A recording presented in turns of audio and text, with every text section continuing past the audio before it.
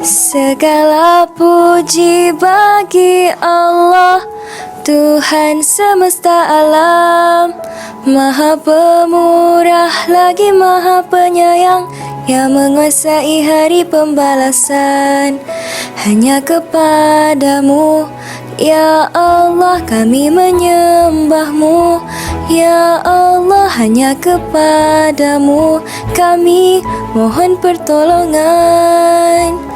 Tunjukilah kami jalan yang lurus, yaitu jalan orang-orang yang Kau kurniakan nikmat kepada mereka, bukan jalan mereka yang dimurkai, dan bukan pula jalan mereka yang sesat.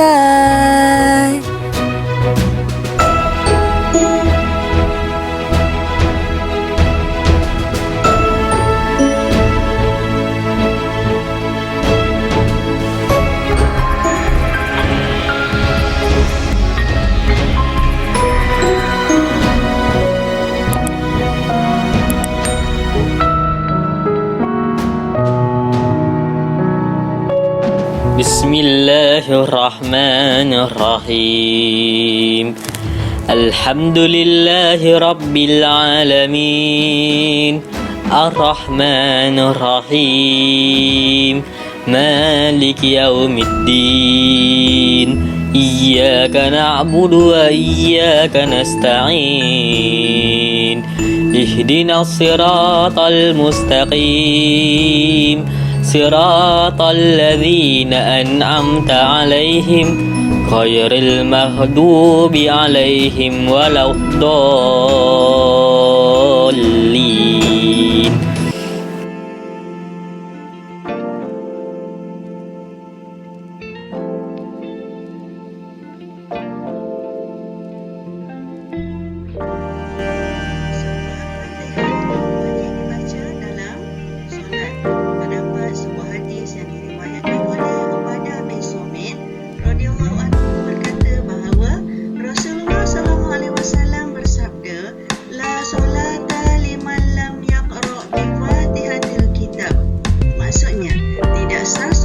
Siapa yang tidak membaca Al-Fatihah.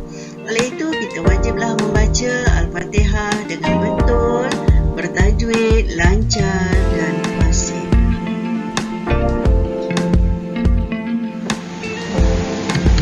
Isi kandungan Al-Fatihah terbahagi kepada 4 bahagian. Yang pertama, pujian hanya kepada Allah.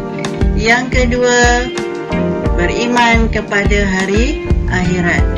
Yang ketiga, menyembah dan memohon pertolongan hanya kepada Allah.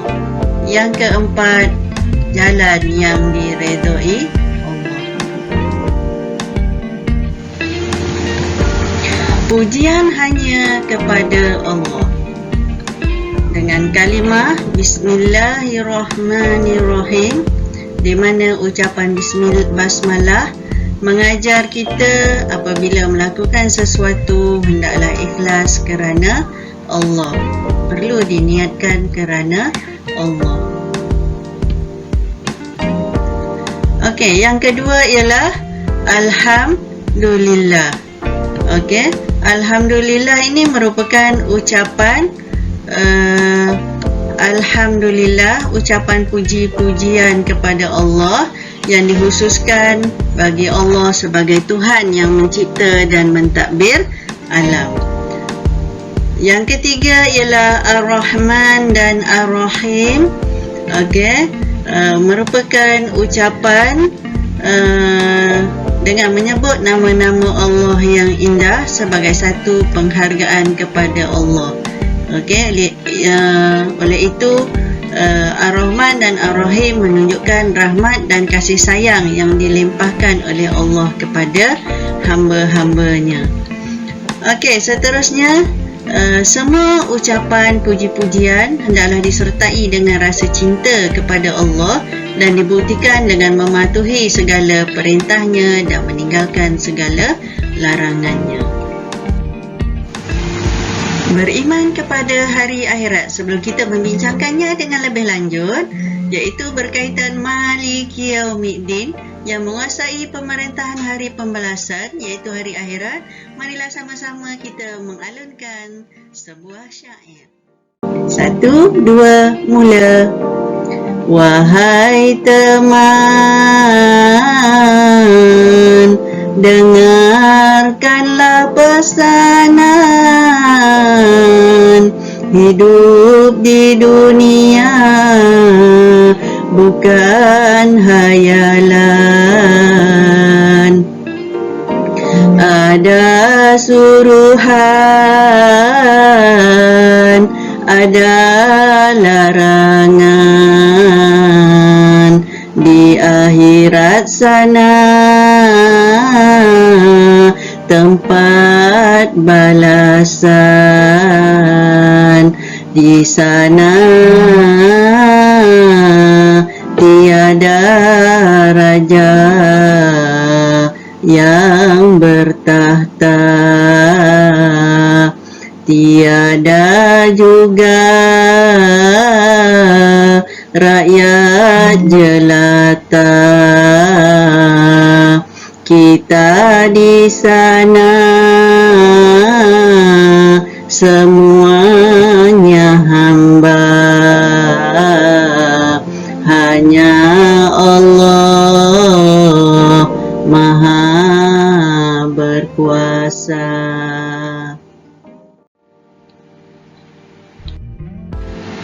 Beriman kepada hari akhirat terdapat dalam 6 keadaan. Keadaan yang pertama ialah hari kiamat, di mana berlakunya kemusnahan alam. Hanya Allah sahaja yang memerintah pada hari akhirat, iaitu hari pembalasan terhadap amalan semua manusia selepas kemusnahan alam dunia. Peristiwa hari akhirat yang kedua ialah Padang Mahsyar, di mana semua manusia akan dikumpulkan di Padang Mahsyar selepas berlakunya kiamat. Hanya Allah yang Maha berkuasa menghukum dan membalas perbuatan manusia. Pada hari itu tiada siapa lagi yang berkuasa melainkan Allah. Peristiwa yang ketiga berlaku ketika hari akhirat ialah Al-Hisab dan Al-Mizan, di mana segala amalan manusia akan disoal, dihitung dan ditimbang oleh Allah di Al-Mizan. Ketika itu semua manusia berada di bawah kekuasaan Allah dan menerima segala ketentuan dan hukuman yang diputuskan oleh Allah berdasarkan amalan kehidupan kita. Peristiwa keempat yang berlaku semasa hari akhirat ialah titian sirat, di mana semua manusia akan melalui titian sirat untuk menuju ke syurga. Keadaan orang yang melalui titian sirat adalah dua sahaja, iaitu orang mukmin dan orang soleh akan melaluinya dengan mudah, manakala orang kafir akan terus terjerumus ke dalam neraka. Peristiwa kelima yang berlaku pada hari akhirat ialah neraka. Neraka merupakan tempat balasan kejahatan yang dilakukan semasa di dunia, di mana tempat ini penuh dengan penyiksaan dan azab yang tidak mampu ditanggung oleh manusia, dan Allah telah menjelaskan di dalam Al-Quran bahawa azabnya sangat pedih. Peristiwa keenam yang berlaku pada hari akhirat ialah syurga yang terakhir sekali, di mana syurga merupakan tempat balasan kebaikan yang dilakukan semasa di dunia, iaitu tempat yang penuh dengan kenikmatan dan kedamaian. Jadi orang yang beriman dan beramal soleh yang ikhlas hanya kerana Allah di dalam kehidupannya, insya-Allah akan dikurniakan tinggal di dalam syurga. Bahagian ketiga di dalam Al-Fatihah ialah menyembah dan memohon pertolongan hanya kepada Allah.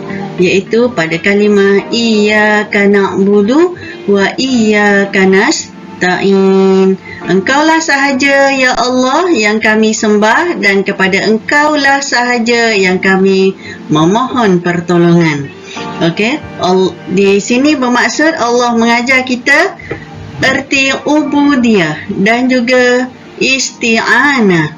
Ubudiyah maksudnya ialah menghususkan pengabdian diri hanya kepada Allah, di mana segala amalan yang dilakukan hanya ditujukan kepada Allah Subhanahu wa taala.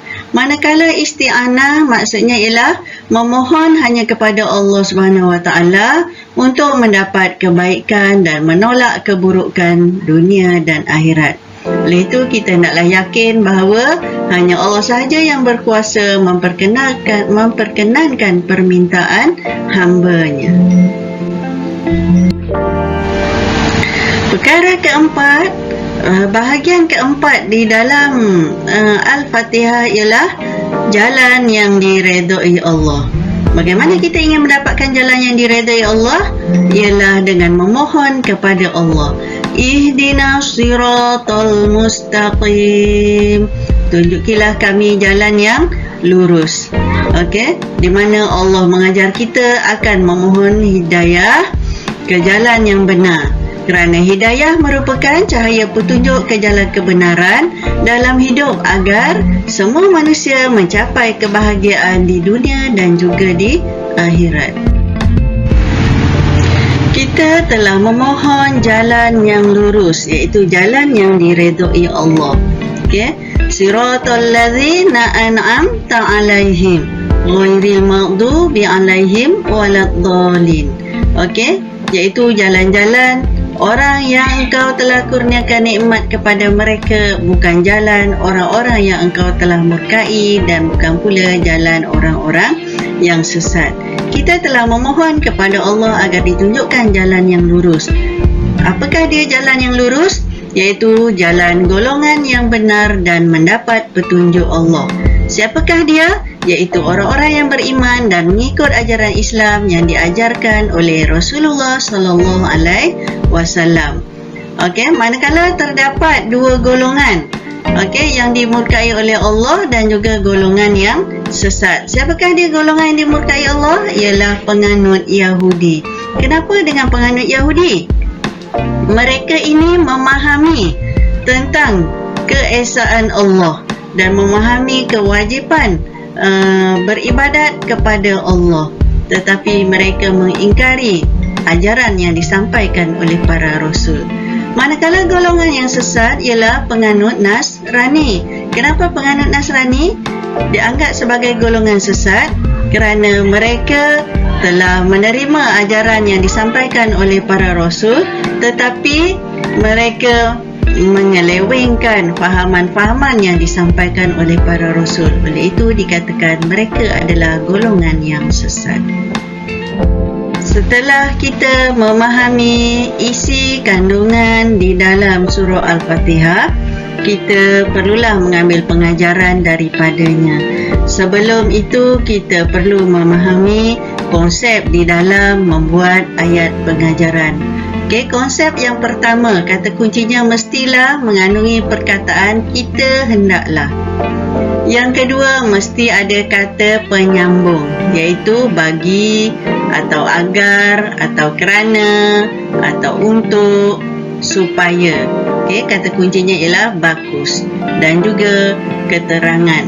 Okey, ayat keterangan. Okey, kita lihat satu persatu. Contoh yang pertama, kita hendaklah memulakan sesuatu pekerjaan dengan membaca basmalah untuk mendapat keberkatan. Yang kedua, kita hendaklah memuji Allah dengan lafaz Alhamdulillah untuk mensyukuri nikmat kurniaannya. Yang ketiga, kita hendaklah meyakini ganjaran dan balasan Allah pada hari kiamat sebagai motivasi untuk beramal soleh dan menghindari kejahatan. Yang keempat, kita dituntut. Okey, boleh diubah sedikitlah, hendaklah kepada dituntut, agar berdoa hanya kepada Allah bagi menghindari perbuatan syirik. Yang kelima, setiap umat Islam. Okey, maksudnya kita hendaklah tadi boleh ubah kepada setiap umat Islam. Hendaklah memohon hidayah Allah agar istiqomah beramal dengan ajaran Islam. Okey, jadi untuk memudahkan para pelajar mengingati cara pembinaan pengajaran ayat, kita mulakan dengan perkataan kita hendaklah. Okey. Baiklah, kali ini kita membuat latihan soalan kebat ya. Surah Al-Fatihah satu-satunya surah yang wajib dibaca oleh setiap muslim dalam solat. Huraikan pandangan anda tentang hikmah di sebalik pensyariatan ini kepada kehidupan umat Islam. Okey, di dalam soalan ini, okey, kata kuncinya ialah huraikan. Huraikan apa? Hikmah. Huraikan hikmah berkaitan surah Al-Fatihah wajib dibaca di dalam solat. Okey, mesti terdapat 4 perkara penting di dalam menjawab soalan kebat. Yang pertama isi, yang kedua huraian, yang ketiga huraian lengkap, yang keempat kesimpulan. Okey, isi. Al-Fatihah merupakan kalimah mendidik manusia mensyukuri nikmat Allah. Huraian dengan mengucapkan kalimah Alhamdulillah, bermaksud segala pujian bagi Allah.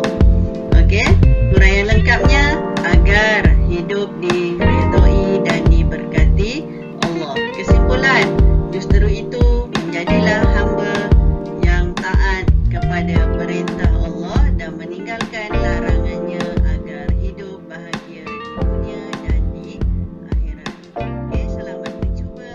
Jumpa lagi. Jangan lupa like, share, komen dan subscribe. Terima kasih kerana menonton. Be happy, la tahzan, Allah ma'ana. Jumpa lagi di siri akan datang.